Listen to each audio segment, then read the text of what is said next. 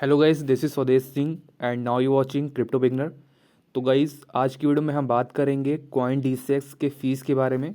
काफ़ी लोगों के कन्फ्यूज़न है स्पॉट ट्रेडिंग में फ़ीस क्या लगती है, और क्रिप्टो अगर जो हम बैंक में यहाँ पे आईएनआर विड्रॉल करते हैं तो क्या फ़ीस लगती है, बैंक से हम कॉइन डीसेक्स में डिपॉजिट करते हैं तो क्या फ़ीस लगती है, फ्यूचर ट्रेडिंग में क्या फ़ीस लगती है, और हमें लोन लेने पे क्या फ़ीस लगती है। सारे हम डिटेल्स में बात करेंगे।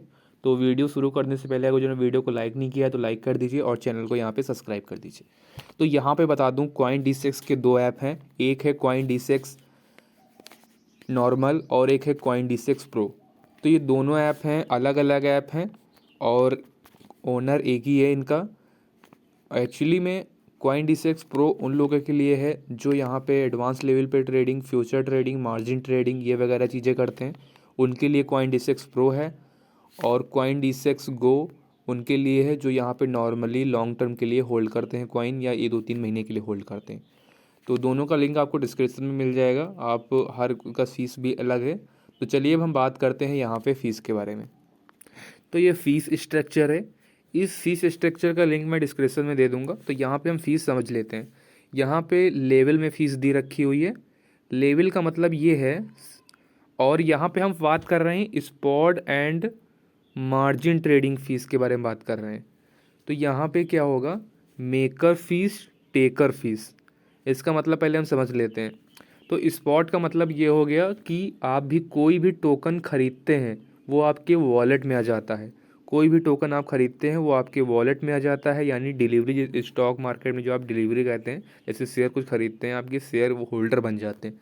तो उस तरीके की ट्रेडिंग में यहाँ पे आपको फीस लगती है लेवल 1 पे। सपोज कीजिए आप 30 दिन के अंदर 5 लाख तक का टारगेट अचीव कर लेते हैं। 5 लाख का टारगेट कैसे अचीव करना है, ये नहीं कि आपको 5 लाख का ही बिटकॉइन भेजना है।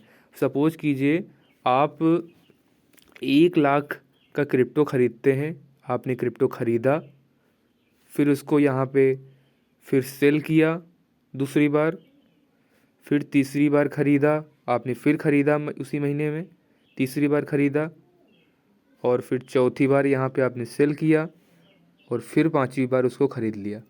तो इस तरीके से आपका 1 2 3 4 5, आपने 5 बार ट्रांजेक्शन किए, तो आपकी जो वैल्यूम हो गई 30 दिन की, आपकी हो गई 5 लाख।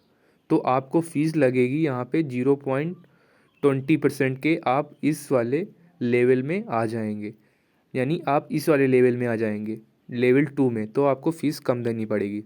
अब यहाँ पे हम बात करते हैं 0.20% आपको पर ट्रांजेक्शन देनी पड़ेगी। आपने जब पहली बार यहाँ पे कुछ 1 लाख का ट्रांजेक्शन लगाया तो वहाँ पे आपको फ़ीस पड़ेगी कितनी, मैं आपको बताता हूँ। यहाँ पे हम कैलकुलेटर में आ जाते हैं और यहाँ पे हम फ़ीस देखते हैं 0.20%। सपोज कीजिए आपके पास 1 लाख रुपए हैं, एक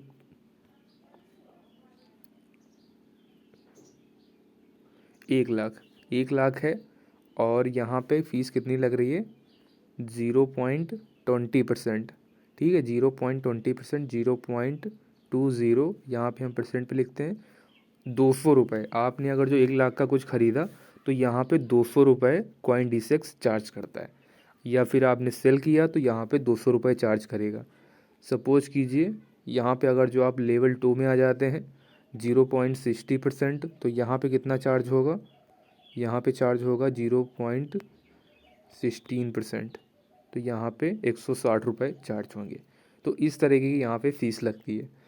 और हम बात करते हैं यहाँ पे विड्रॉल की फ़ीस कितनी लगती है, क्रिप्टो कुछ विड्रॉल करते हैं। तो यहाँ पे देखिए विड्रॉल दो तरीके का होता है। यहाँ पे विड्रॉल है, आप कोई कॉइन विड्रॉल कर रहे हैं या फिर आप किसी दूसरे अकाउंट में उसको ट्रांसफ़र कर रहे हैं। और एक विड्रॉल होता है आप क्रिप्टो सेल करके बैंक में अपने आईएनआर ले रहे हैं। उस केस में आपको वहाँ पे शो हो जाएगा कि आपको कितना चार्ज लग रहा है। पर यहाँ पे आप देख सकते हैं आपका चार्ज कट के यहाँ पे जाएगा। आप हर टोकन का यहाँ पे लिस्ट दिया हुआ है, आप मिनिमम कितना यहाँ पे आप ट्रांसफ़र कर सकते हैं ये चीज़ दी हुई है, और विड्रॉल फ़ीस कितनी लगती है। तो यहाँ पे आप 1 टोकन करते हैं तो 5 1 टोकन देने पड़ते हैं, और यहाँ पे XLM में 0.1 XLM चार्ज होता है। इसी तरह यहाँ पे सारे कॉइन्स का दिया हुआ है, यहाँ पे कितना ये लोग चार्ज करते हैं। तो ये आपको मैं लिंक डिस्क्रिप्शन में दे दूँगा, वहाँ से आप लोग देख लेना। तो गाइस अब हम बात करते हैं फ्यूचर ट्रेडिंग की फ़ीस के बारे में। तो यहाँ पे इन्होंने OKX बिटमैक्स का दिया है। तो मैं यहाँ पे बात करूँ फ्यूचर ट्रेडिंग की, वहाँ की भी फीस गाइस 0.2% अराउंड लगती है, 0.20% इसी तरीके से लगती है। और हम बात करें अगर जो आप कुछ लोन वगैरह लेते हैं, तो यहाँ पे मैं मार्जिन का यहाँ पे दे देता हूँ। आप सपोज कुछ भी लेते हैं तो यहाँ पे देख सकते हैं CoinDCX चार्ज करता है पर हावर 0.05%। सपोज आपने 500 रुपये का मार्जिन लिया हुआ है 100 रुपये के बिहाफ पे, किसी भी आपने जितना भी मार्जिन जितना भी मार्जिन मानिए लोन लिया हुआ है, तो उस पर 0.05% अप्रॉक्स पर डे के यहाँ पे हिसाब से चार्ज होता है। Trading for first 1 our and charge 0.05% per day. तो यहाँ पे हम देख लेते हैं 0.05% यहाँ पे 0.05%, 0.05% यहाँ पे 0.05% है, 0.05% इंटू 365 अराउंड यहाँ पे अगर जो हम पूरे साल का देखें तो 18% सालाना इंटरेस्ट यहाँ पे ये लोग लेते हैं।